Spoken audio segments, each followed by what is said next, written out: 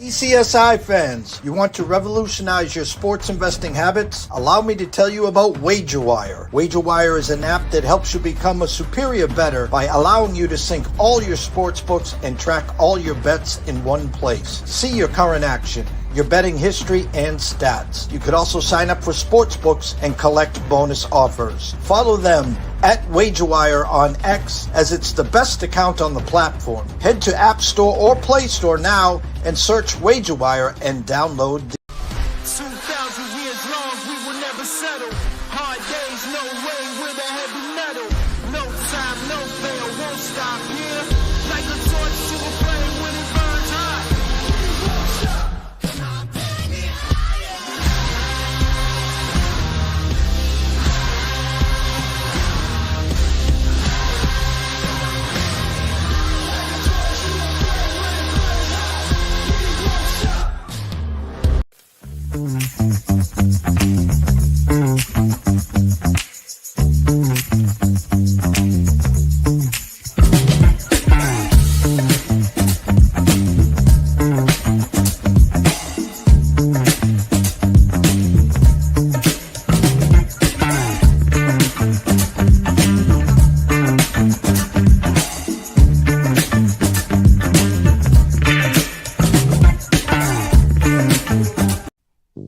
From the ECSI Sports Studios and the #1 sports investors in America,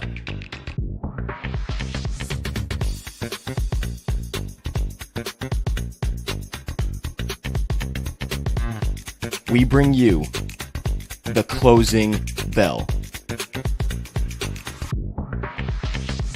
As the market closes, legends Jeff Dawson and Riley Magnuson bring you all the sports investing tips for tonight's matchups. If you want to learn more from the two legends at the desk, make sure you stay tuned to the closing bell. Good afternoon, sports fans from all around the globe. I am the co-host, Jeff Dawson, East Coast Sports Investors, and it's that time of the evening for the closing bell with good friend and colleague, Mr. Southside Riley himself, Riley Magnuson. Go follow Riley at Riley_Magnuson, the one. Shout out to Mr. Daniel Berry, Sports Highlights. Thank you so much for all the trust, the support, day to day, evening to evening, as we celebrate. I use the word celebrate our 10th year anniversary of public service. You know, I'm going to vet for a quick second, and then I'll give a shout out to our sponsors and partnerships. You know, it took a couple years to put together the thought process for East Coast Sports Investors. This was in 2013 and 14. A lot of you weren't even on social media yet. And so there was this thing called gambling Twitter, and all these clowns are coming up there, putting up all their picks, blah, blah, blah, blah, blah, blah, blah, blah.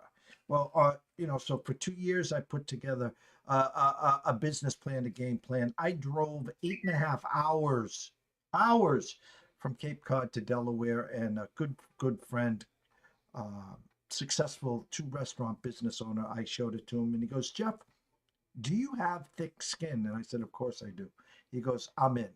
And the rest is history. So all you clowns on social media, trolls, whatever you want to call yourself, that just go out there and belittle a lot of people trying to do something. I'm not talking about me here, okay? But I know the difference between a scam decapper and people that are scams, or people that are getting paid to do what they do versus what we do, okay?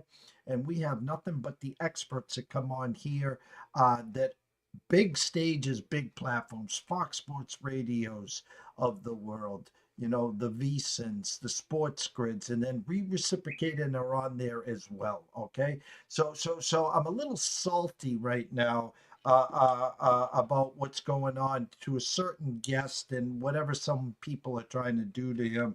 And if I see it again and my name attached to it, there's a thing called mute, block, and all that other bullshit. Okay. So I don't need the headaches or hassles for people to come on my show that are trying to do their thing, their niche, and their sport, okay? Because 95% of the time it's false. So there, I vented.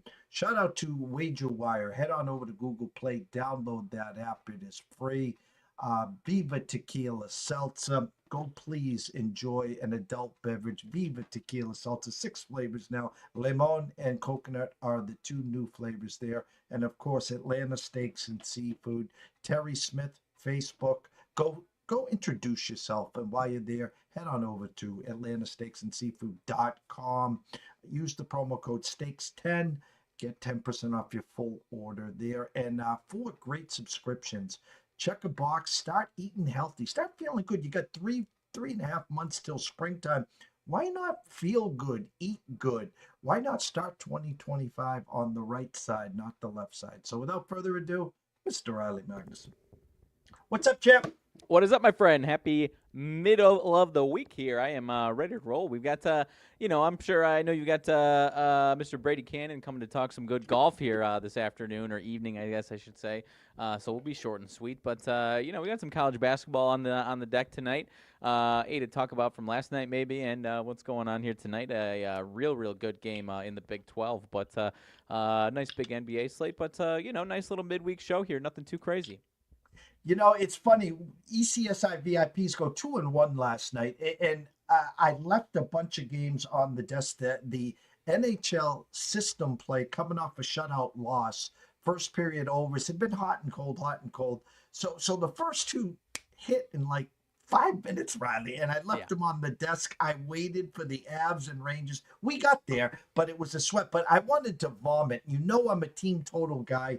And I had Auburn team total over 79.5, and one of my sources had them scoring 86. I think they scored 88, but the total was way off. So I'm like, damn it, I'm going to take the under 150 and a hook. And as this game's going on, they had 70 at half, and then Auburn hits a 3 at the buzzer at 73. And as my brain works, I was like, that 3's going to come back and bite us in the ass. Sure enough, last 4 minutes, they score 20 points, and it goes over by like 3 or 4. But we win the other 2. We're on to a little something in NHL team totals under. And we had the Leafs team total under last night. They scored early, but that was their only goal, so we cashed that. And then our last game of the night, what do we have here? We had the over in the Rangers-Avs game, and then the Toronto team total. So 2-1, up 1 unit to start the week. Brady Kannon was on this morning. Brady. What did I say? Brady Tinker. Oh, I'm mixing up my Brady's. I'm sorry. Brady Tinker comes on this evening and talking Dion to Dallas, of course, because he works with the Cowboys. He's worked there for a couple decades, talking about yes or no on that, and of course his beloved Kansas City Chiefs. So mixing up my Brady's, mixing up your Brady's. That's right. Next thing you know will be Marsha Brady from the Brady Bunch. Yes. So, what's going on in the world? We got an Amex tomorrow. 3 courses. It's a dartboard. It's one of these, as Brady says. No top 20s. He played no head-to-heads. It's, took a couple medium shots and then a couple 100+ to 1s. This is a pure crapshoot at La Quinta. I think that's how I pronounce it, La Quinta in the PGA. Did you take a peek? Did you see anything over there? Just looking at it, I mean, another weird thing about it is you got some guys that haven't played too much lately that are trying to get, kind of get their feet wet a little bit, like JT here. 12, he's the favorite, 12-1. Which is real interesting. I mean, I would love to see. I mean, if we're looking at a JT resurgence, that sounds fantastic. But we obviously haven't seen him put that type of consistency to be favored like that. And you got Cantlay at 18-1, who at times last year was getting 18-1 when you had the full type of full-fledged field in there. So interesting to see some of these odds, kind of how they're respecting these guys and where they might be coming into the long stretch that we're kind of starting on now. So, Sam Burns is the one guy, 16-1 that I'm seeing right here that I've been waiting for it to kind of get back into that being a perennial top 20 ranked guy that I think could have a great weekend here. And then, the one guy, we saw him last week at the TGL, but 30-1 for Wyndham Clark, not getting a ton of respect there. So I'm curious to see what the season holds for him, and I'm not expecting too much out of this weekend necessarily there.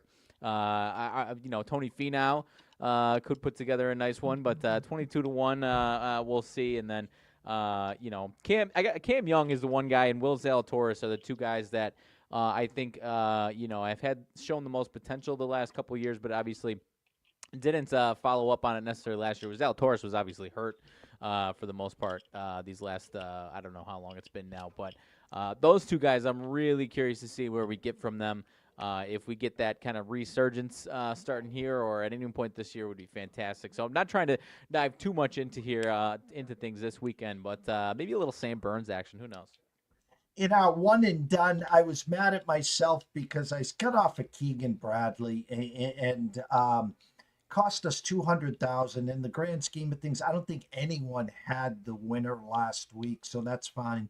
And there's certain names that you want to save. Not that you're going to use them in a major, but there's certain weeks, certain tournaments. So you're trying to maneuver this thing, and this could easily be 100, 200 to 1 shot. The funny thing was, M started as the favorite, and Sung J M as a favorite usually doesn't make the cut. And the funny thing is, as Brady was breaking this down, he says, you need to be a dart thrower. You need to be strong with your irons, and whoever catches that hot putter. And I'm like, wow, man, Sung Jae, when he's locked in, he's right at the mid, but the putter is a little shaky. So again, one of these classics, I have the all-time one and done story, and you'll laugh, you know what's up. This is before he became who he is today. It was right before it. I had Scotty Scheffler in our one and done a handful of years ago, before he became Scotty Scheffler. He shot -9 and was the leader after day one. And I'm not lying. You can look this up. I'm going to actually find the exact tournament.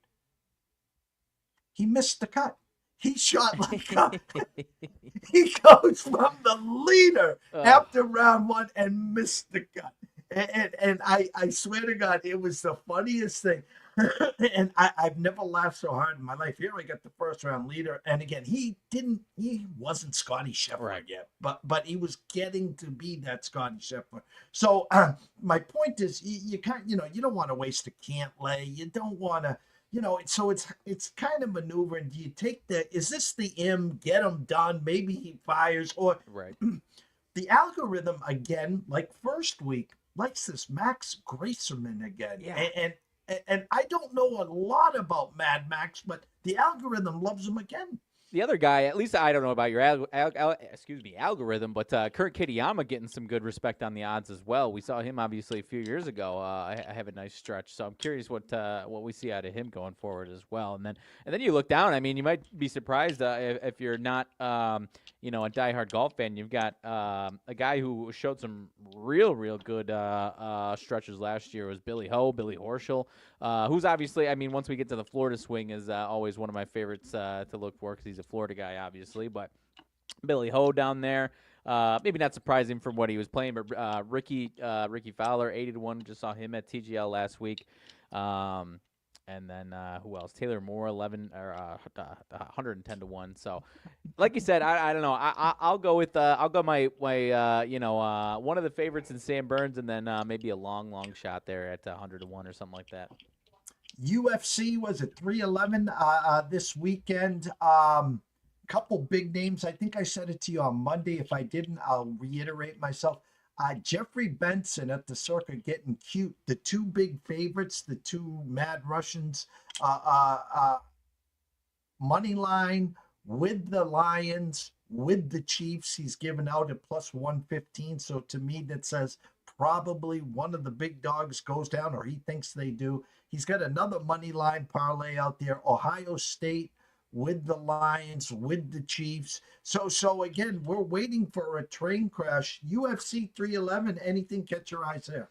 Yeah, it's interesting. I mean, we could talk about the two main ones, but I mean, this whole main card is really interesting. You've got some. Actually, this is the first time I've seen a prelims card with so many like -200 to -500 favorites. You're probably going to see some nasty knockouts just for entertainment purpose on this prelim card, which we typically kind of see the opposite, where you get some good. I mean, you might see some knockouts, but you get see some close fights as far as odds are concerned, and they end up delivering. So we might have some lopsided fights, but they might deliver some sweet knockouts on the prelim card. But yeah, Makhachev, until he goes down, that's one guy that I'm not. Until he goes down or until he gets somebody across from him that I fear on the same level. Nothing against Sarukian here because he is very, very good. I don't know if he's quite at that same level. I'm not gonna bet against Makhachev yet, but obviously I could be proven wrong. Hasn't lost in quite some time. Merab is the guy that I think. I'm not saying I'm going against Umar necessarily, but Merab is really, really good himself. That is the type of challenger that one. He's not really a knockout artist, but even still, he can catch you once and get you. But at the end of the day, I think he's going to put a really good scrap together. I don't know if it ends in a victory necessarily, but I think he'll grind it out and make it really, really interesting. The third one, kind of, I don't want to. Certainly don't want to call it a fall from grace because Prochaska, he's an underdog now at this point. I don't know what it opened at, but I saw the other day it was much closer to a pick'em, and he was held the belt for a minute there, but his only two losses in the last it's 2 out of the last 3, but his only 2 losses since 2015 are 2 out of the last 3, and they're both the bad man that is Alex Pereira. So. One of those situations where the odds almost suggest he could be on his way to regression, but at the end of the day, I am not going to count that guy out in any fight. And then you turn to his opponent, Jamal Hill. His only loss recently is also the same man, Alex Pereira. So we got 2 guys who, over the last handful of years, had been putting together some serious win streaks together. So,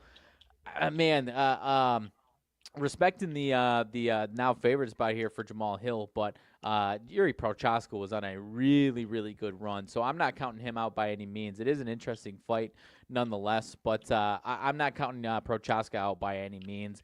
In that fight, even the Moicano-Dariush fight, Dariush was one of the guys that I thought was about to make a real tear towards the top, and he was on his way, and then loses to Oliveira, and the man is in the main event, Sarukian. So I kind of gets up to a higher level of competition and can't really quite hang the same level there. Moicano is winning some fights against some really good fighters, but doesn't have the same type of roster of bad men beaten. So I'm honestly liking Dariush. I you know me, I like those kind of short underdogs, 120 to 140 underdogs, maybe grabbing a couple and getting one out of the 2 to the window at least. So I kind of like Dariush. And then the one that's going to be interesting, and I flat out don't know. I have not watched him fight yet because I'm not such a big fight fan that I watch more than just the UFC. But you got the second fight here from De Ridder. Who's fighting Big Mouth, the kind of one of the gatekeepers now of that division. This is his second fight in the UFC. He has a decorated history in some other leagues. The one championship before UFC. He was in a couple of fights at UAE, but now fighting Kevin Holland, obviously, who is always going to be entertaining one way or another. That you can say for sure. He does. The tough part about it though, he's lost 3 of his last 4. He's even 3 and 5, I think, in his last 8 fights. Having said that, he's fought some bad dudes, obviously, and this is one of them there. So I don't know what to expect of that one because I don't really know much.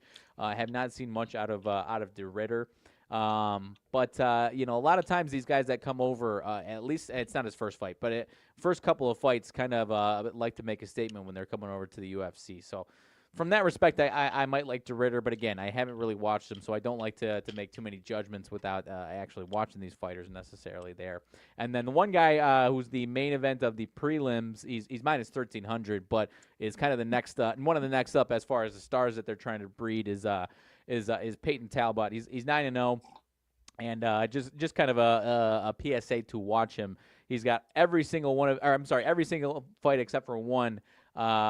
By KO or one submission. So only one fight has not finished, and the one that didn't was a unanimous decision. So he's 26 years old. He's kind of the next guy in line to be a star in bantamweight, though. So that's at least one guy to watch, and you're probably going to see a pretty nice knockout. Sounds like those Bo Nickel numbers, minus 2,000, minus 1,800. Getting back to Prochaska before we move on, we talk about bad man, and Prochaska is a bad man. Sometimes you just have that other fighter that's your kryptonite. He Right. loses to Pereira. I saw him walk into that second fight, and man, that guy was confident. He's going to get him. And Alex just said, no, not Yeah. my octagon. And after the fight, and then even a day or two after, it was like Prochaska was ready to throw the white flag, and he was just like ready for retirement. So someone talked him some common sense into him and say, hey, dude, he's just your kryptonite. This guy, it's like trying, you go in and fight John Jones once, he beats your ass, and then you're ready 3-4 years later, and he beats your ass again. Well, John Jones is a bad man. He's the GOAT. Right. So maybe move on to someone a little less challenging and then start to build it up again. So I think this is a big fight for Prochaska. Oh, yeah. No disrespect to Hill, but again, my money will be on him to bounce back. I'd like to see him regain that winning streak, put this one on your belt, and start to move forward. Right, and after the first fight against Pereira, he did bounce back well against Alexander Rakic and knocked him out in the second round as well. He actually hasn't had a fight go to decision since 2016. So, one way or another, we're probably going to see this one end in knockout. And I'm with you. I am a Prochaska fan. Jamal Hill, typically, his fights typically end in knockout.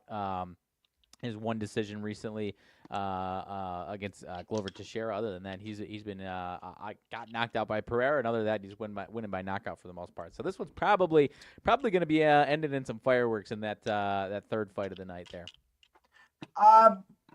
Brush over the NFL quickly. Again, this is like the weekend. I know next weekend will be the conference championships. I get all that. 3 games, 6 or more. Philly and the Rams, and as much as I weather could be an issue there, this is a spot where I know I'm hearing a lot of people kind of like the Rams. The Eagles have been sluggish. This is a spot where the Eagles actually, the way I describe it, Eagles defense will look like the Rams defense did to the Vikings and Donald. That's traditionally, I'm not saying it will, but that's traditionally. Right. That's number one. Number two, the Lions, I brought up to everyone on Monday. This is the Patriots of those 2 decades. Week off, got healthy, and in comes a tomato can, and no disrespect to the Commanders, Jaden Daniels, and what they've done, but this is usually a blowout special there. Kansas City, Mahomes hasn't played a game in a month.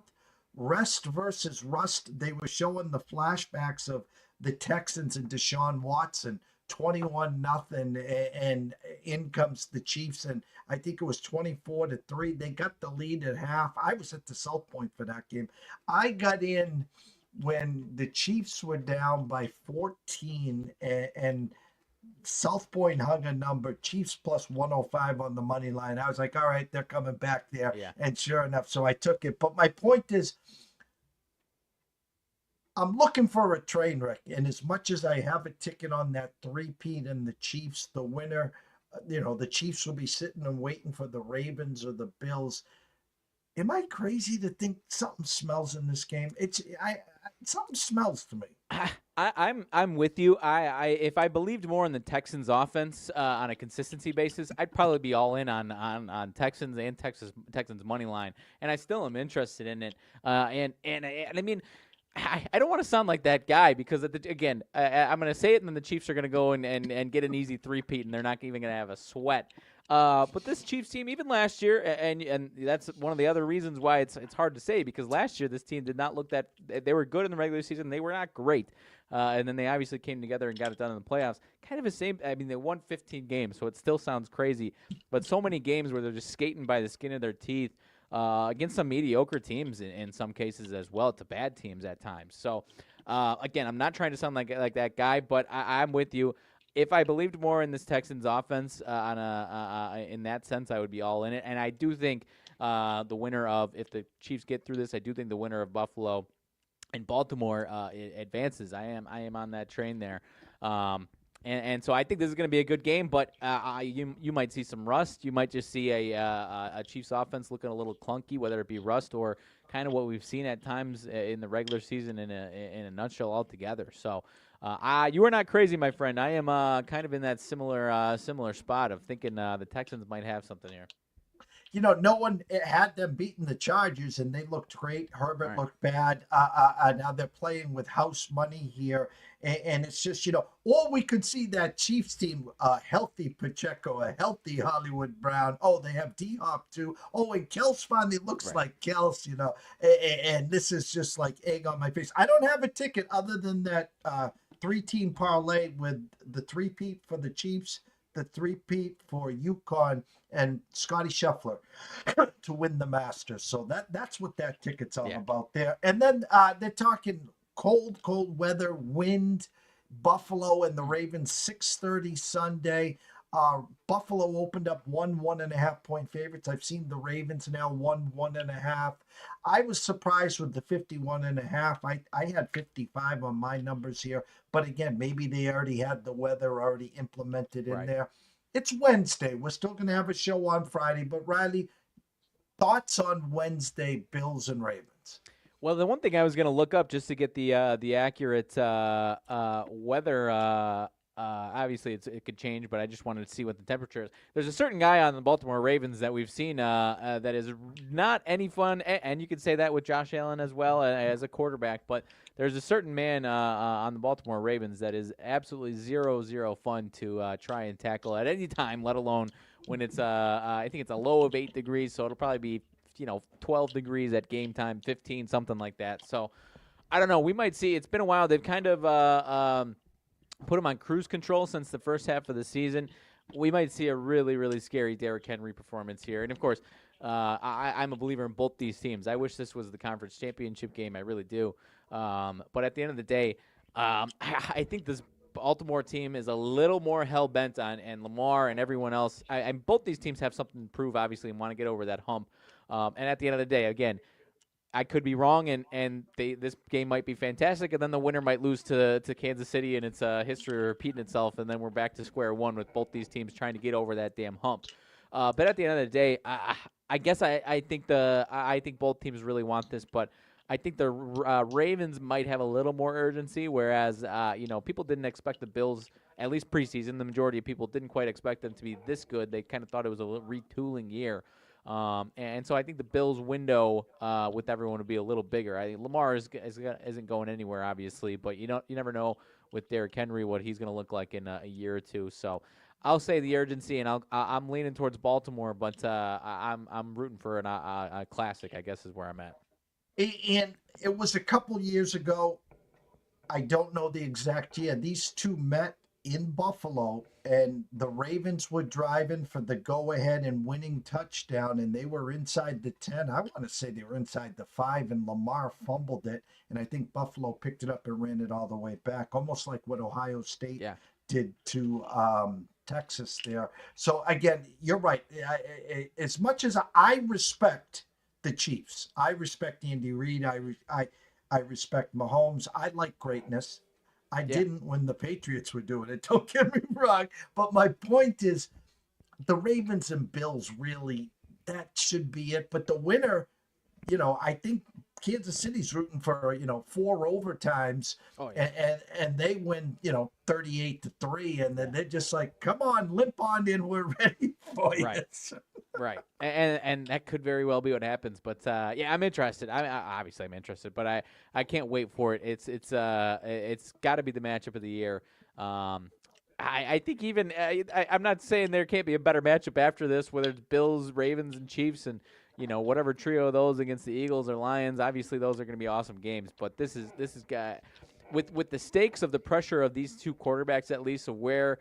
Everyone believes that these two are if they stay healthy, they're going to be Hall of Fame quarterbacks. But at the end of the day, we have not seen them get over that hump, obviously. And so when you add that factor to it, it makes this game so much more awesome and so much more, kind of edge of your seat and anxiety for both these teams in that sense.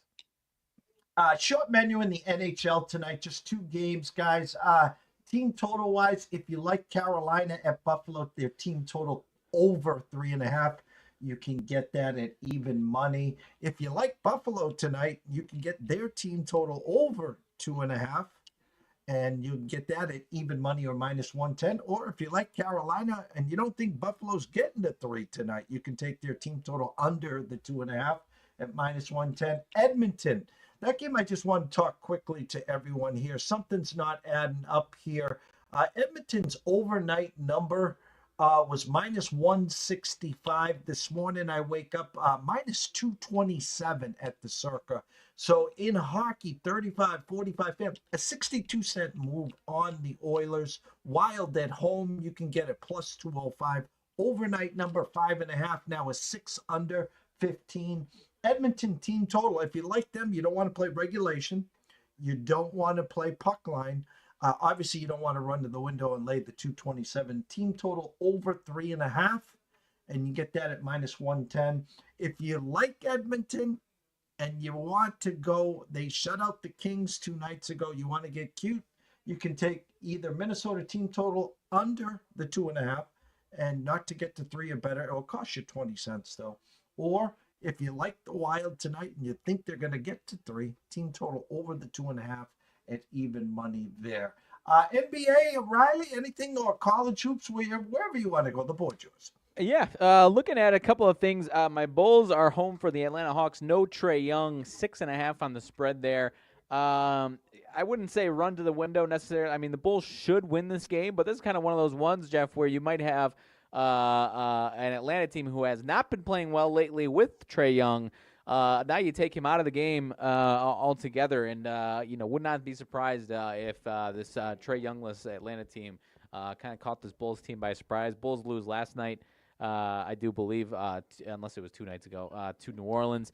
So this Bulls team, still all over the place, but would not surprise this. Nothing's going to surprise me. I'm not saying run to the window on Atlanta, but I definitely don't think it's an easy just go ahead and play the Bulls because there's no Trae Young and this team's already been playing bad anyways. So Magic is in Milwaukee for the Bucks here. Magic get Paolo Banchero back. I believe this is game number 3 with Banchero back. They've split the first 2 there.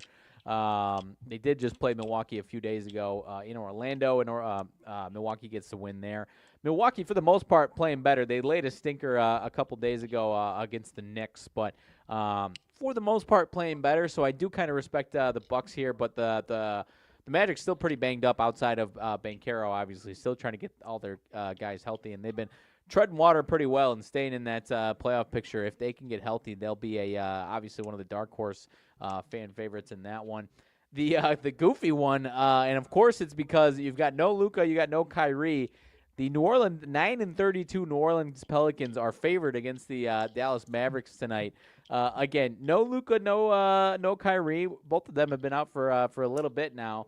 And Kyrie, I guess he's doubtful for tonight. So but I have to imagine someone else, if not Klay Thompson or somebody else, has to be headed for the injury report any minute now. Also, because even if you give me this Dallas team without those two, I cannot fathom that they are underdogs of this Pelicans team. Mind you, I did say the Pelicans just won against my Bulls. It was last night. Lost to the Celtics by 1 the other night and beat the Sixers before that. So they are in one of those stretches with a bad team playing nice. But man, something is goofy here, and I have to imagine there's at least somebody else on Dallas that's going to be hitting the injury report soon. Dirk Nowitzki is suiting up for the Mavs.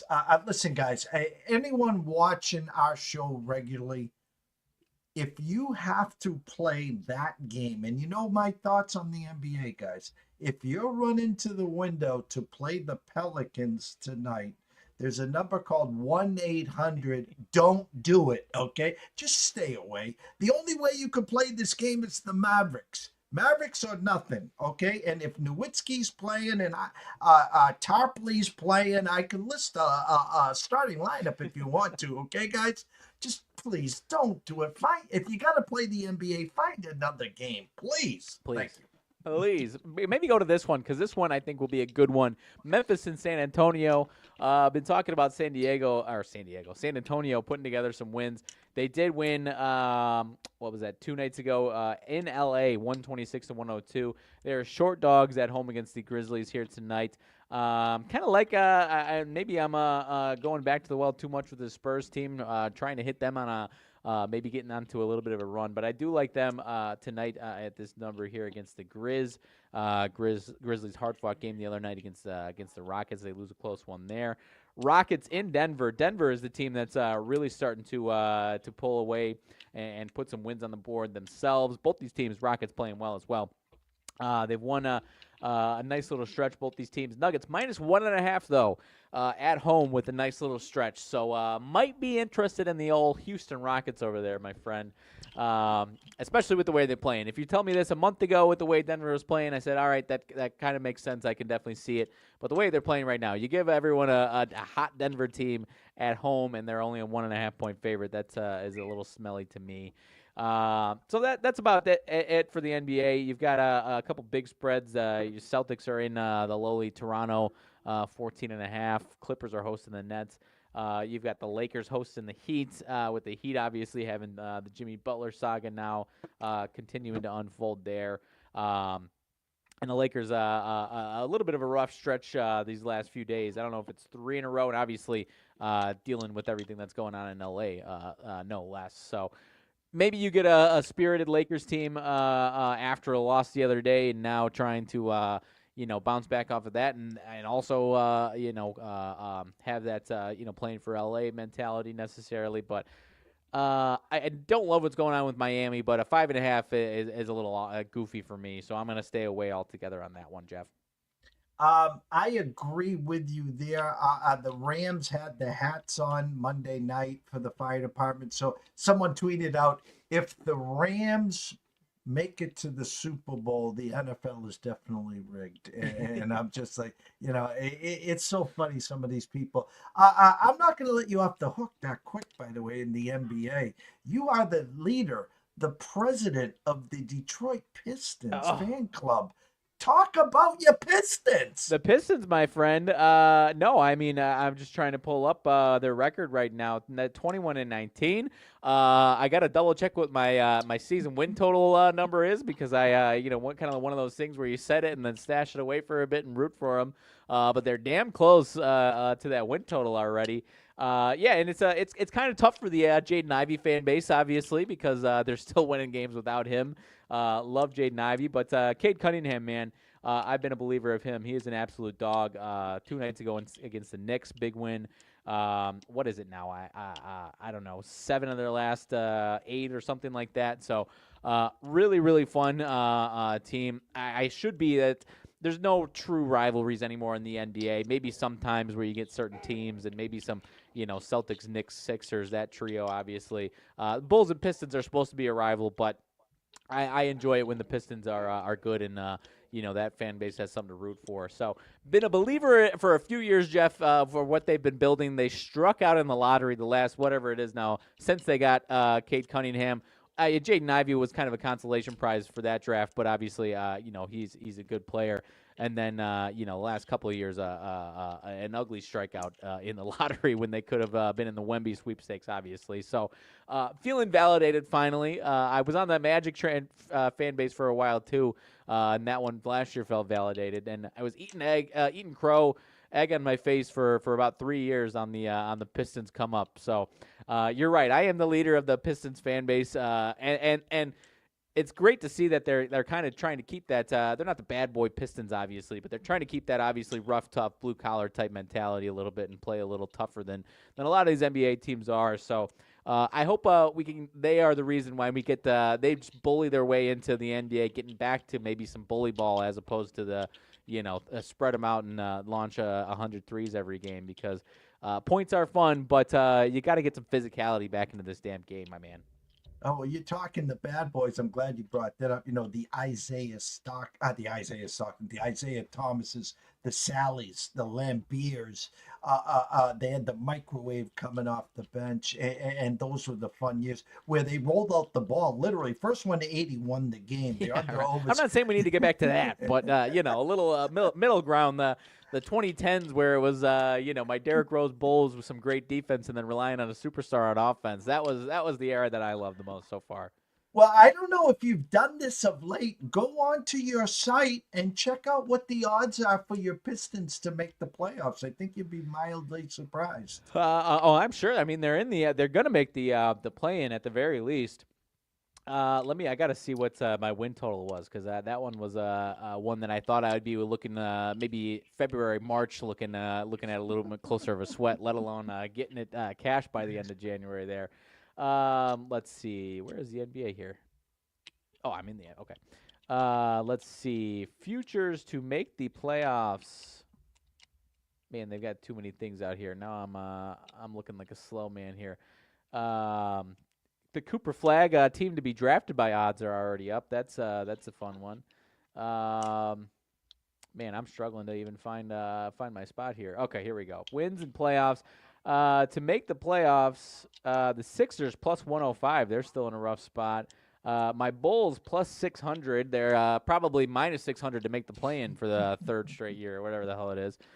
The Magic easy. Oh boy. Plus 130 to make the playoffs. Plus 130. Hey, I know it. And that play-in. Let's see. Right now, you've got Miami, Atlanta in the mix for that. The Sixers obviously trying to chip their way back into it. My Bulls will be in the mix for that. So, yeah, the Pistons can win one or two games against some of those teams easy. I mean, I don't know. I'm sure they'll try and make a bigger splash in the offseason. I don't know what the move is. Maybe that's. I'm sure he doesn't want to go to Detroit, but maybe they try to entice Jimmy Butler into Detroit. Maybe a little grit and grind in Detroit for Jimmy Butler. I don't think he's going to want to do that necessarily, but no, it's great to see. And like I said, feeling validated after a few years of backing him finally. Well, seeing that you got your win total already in the bag here, for the most part, we know shit can happen. That's why I wanted to bring it up. I would parlay that in them to make the playoffs. Plus 130. At worst, you're going to break even between your win totals, and they're giving you plus money because in another week to 10 days, they're probably not going to be giving you plus money there. Right. 26.5 was my total on that one. So another 6 of them here, 6 in whatever stretch, and we're in good shape. So just got to protect Cade Cunningham for a couple more weeks for my sake there. Excuse me. College hoops. Eye opener here. NC State open at 2.5. Now just 1 at Virginia Tech. Virginia Tech has been so horrid this year. That one stinks to high heaven. Here's one that I think smells, but the public's still buying. Michigan State only opened up 10.5 against Penn State with a 156. Now 153 to an 11.5 at Circa. They're 12s everywhere else. I think Michigan State gets it done. Wouldn't be surprised, though, a late 3 and Penn State covers the double digits, 11.5 or 12 there. West Virginia at Houston opened at 15.5, now 16.5 with a 121, now 125. So basically, West Virginia does everything in their power to get to 55. Somehow, some way, probably will be stuck in the low 40s to mid 40s there. Georgia at Tennessee, 11, now 12 with a 133, now up to 134.5. I like Tennessee, but I would take the Georgia team total under there. Let me see what I had that one at there. I'm expecting Tennessee to play some defense tonight. Let me grab that. 50, where was it?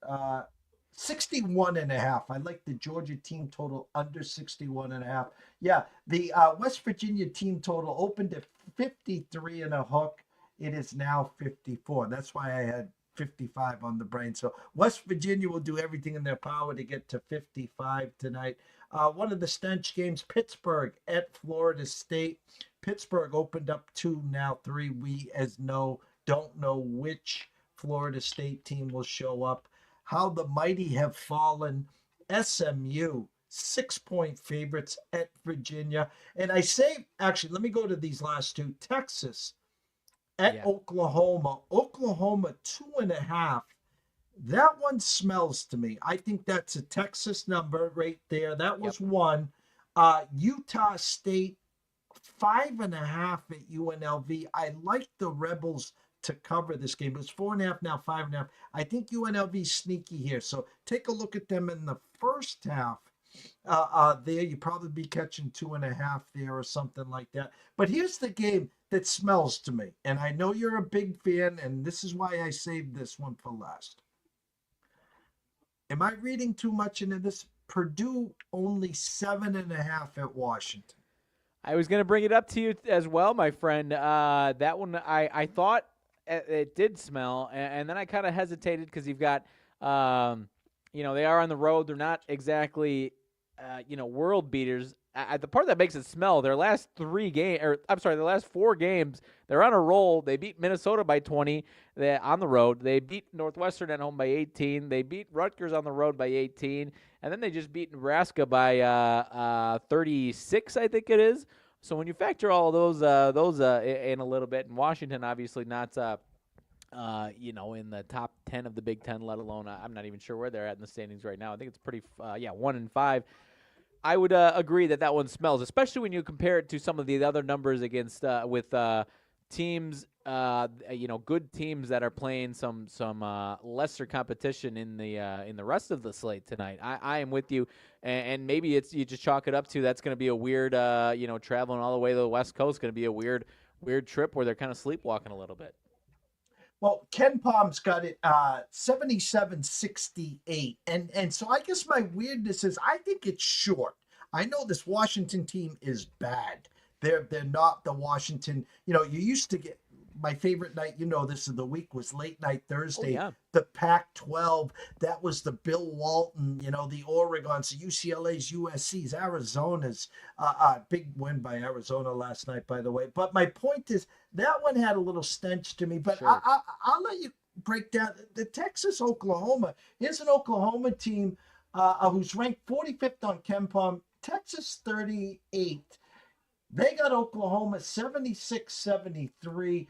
Oklahoma 13-3, loses of 3 in a row. 2 on the road at Bama, at Georgia, and they lost at home to A&M. Texas, on the other hand, 11-5 and loses of 3 in a row as well. So the loser of this game will have now lost 4 in a row. Here's the downside for Texas. They got Florida at the Swamp on Saturday, and Florida's not going to be happy because they just lost to Missouri at home. And then they got Missouri at home. So who's got the bigger sense of urgency here tonight, Riley? I think it's Texas, and they've had real. They almost. I don't know if I should say they almost knocked out. They played good games against Auburn and Tennessee this past week, Tuesday and Saturday of this past week. So.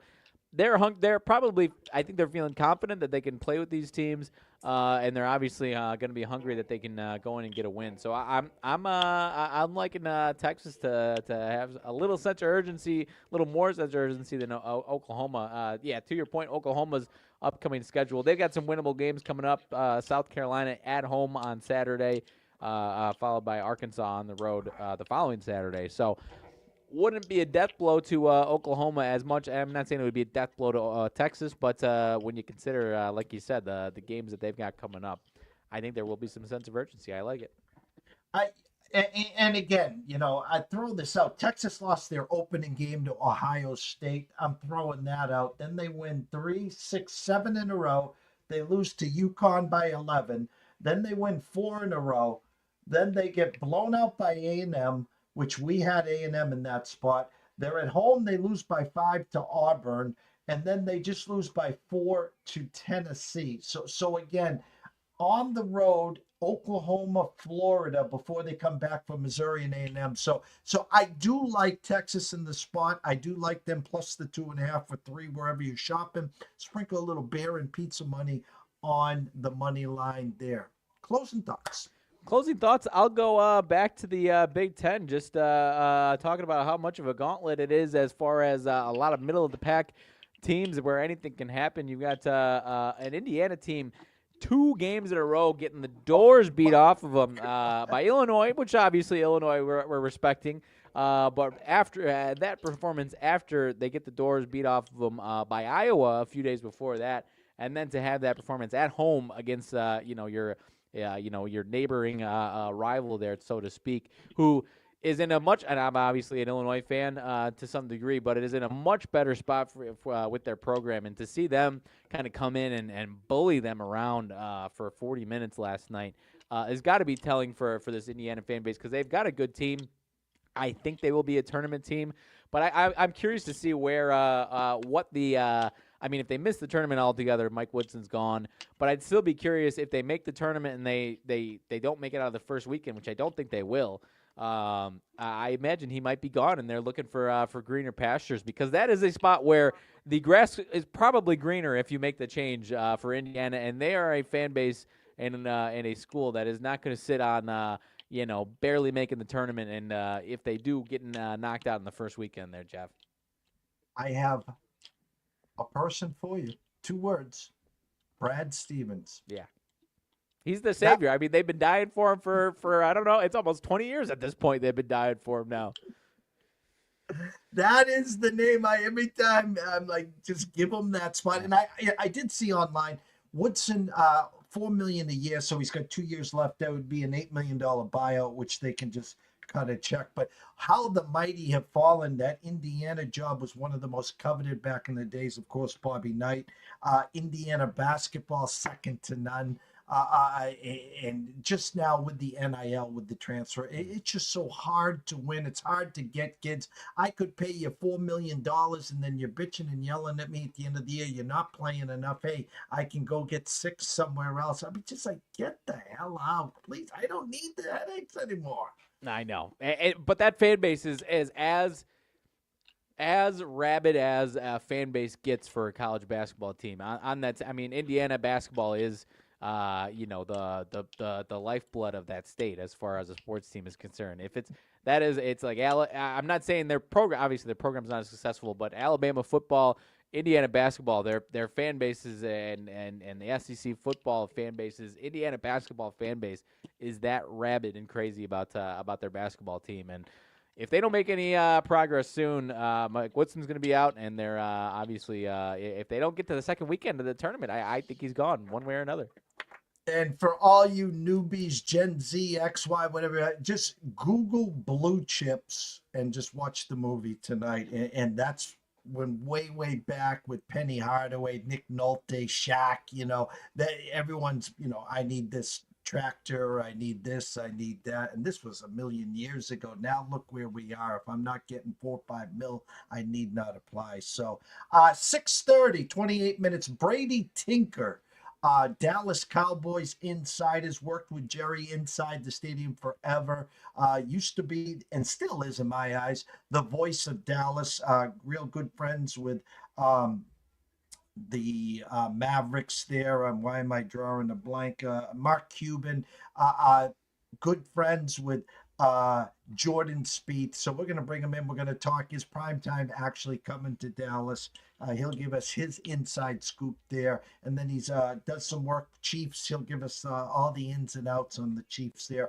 That's at 6:30. Then at 7:30, Live Zone will be here. CJ and Kyle will be talking some NBA hardwoods, I think, tonight. Tomorrow morning, 11 a.m. Of course, the last show with Paul Stone talking football. He'll be back for March Madness, he said. So Paul Stone's last appearance, and then at 11:35, Terry Smith, owner, CEO, founder of Atlanta Steaks and Seafood, to talk some Atlanta sports. So for myself, actually, let me backtrack. 3 p.m., Lou Finicaro. Lou will be back for UFC 311, and then at 5 p.m., Ron Marmolewski to talk some college football and, of course, the NFL. From myself, Jeff Dawson at EC Sports Investor, the one and only Riley Magnuson at Riley_Magnuson1. Wish everyone a blessed day and a blessed evening. Guys, enjoy yourself. Have some fun. Smile. It's free and untaxable. Remember that. We'll see you soon.